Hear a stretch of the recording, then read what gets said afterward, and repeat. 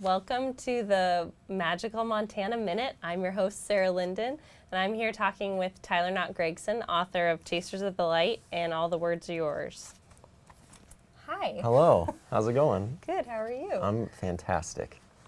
Why do you think your work has resonated with so vast an audience, from teenagers to high-profile celebrities? Oh man, I don't know actually.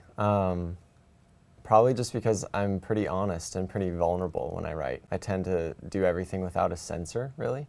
And so when I don't have a filter, I think a lot of people respond to that because I think you can tell when people are phoning it in and when they're being really honest. And so I think probably the honesty. I'm very open and honest, and I think people relate to that. Might be like refreshing for them. How did you get started writing poems in the first place? I started writing poems when I was 12. It was a way for me to say all the things I needed to say without having any rules or restrictions or any guidelines that I had to follow. And it was basically just like a very big pressure release for me. And so I just wrote all the things that I didn't know how to articulate vocally or that I couldn't because of school. So yeah, it was just a way for me to escape. What would you say to those who are skeptical of poetry or literature originally created online?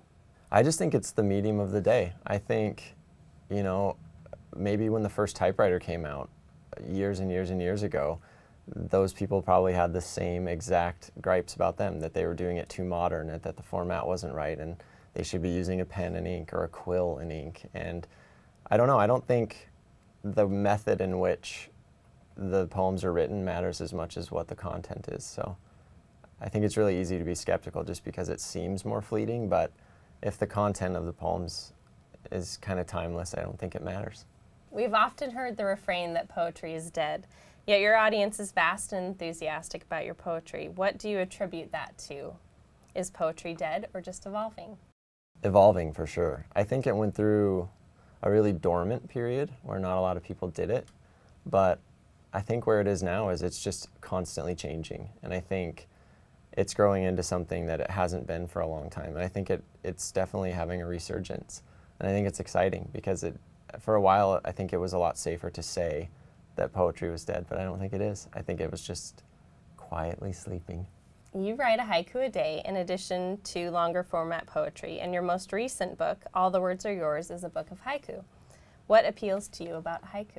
The brevity of it. I love that you have to tell a big, bold story in very short format. And I like that you only have 3 lines and you only have 17 syllables and you have to tell a whole story with just that tiny little fragment. I've always enjoyed that. I think if you're given endless numbers of pages and stuff, it's pretty easy.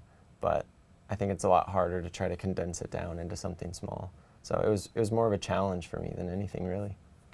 What projects are you working on next? I actually have 2 pretty fun things in the works. I have a book of poetry coming out next year. I'm going back to the typewriter series briefly, and I'm excited for that one a lot because I think I get a little more control over which poems are going to be in this one, and so I get to pick some of the ones that I think are really important. And then I am so excited about a children's book that my best friend Sarah and I wrote together, and it's coming out next October, and I think it has a chance of kind of restructuring the way that people see the holiday season. And it's very built and based around charity and giving back. And I think that there's a really good chance that kids and people everywhere are going to kind of get psyched about it and respond in a really cool way.